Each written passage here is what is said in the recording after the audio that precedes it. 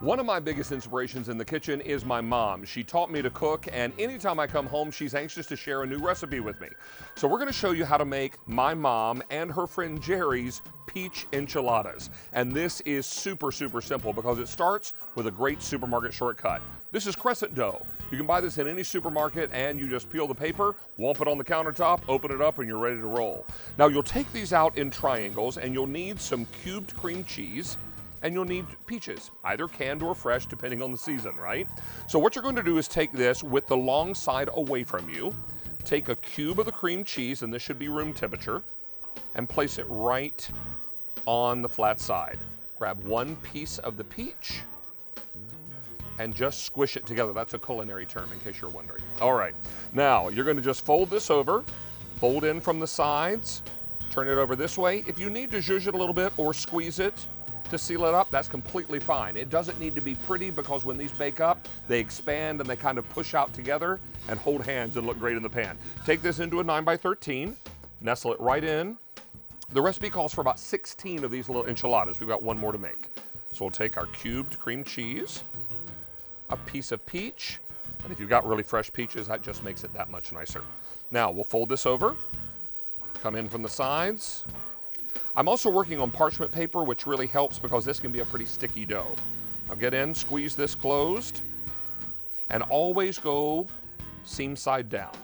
Nestle that in there, make sure that everybody's getting along and looks beautiful inside. So let's get some butter in to melt. This will happen pretty quickly if you preheat your pan. Okay, our butter's all melted. In goes granulated sugar. And a little cinnamon. Now, this is not going to be a very liquidy mixture. It's going to be more chunky, but we're going to show you what we're going to do after we spoon this on top of the enchiladas that will help even it out. Stir this up. All right, so this is nicely coming together. Now I'm just going to spoon this over top the enchiladas.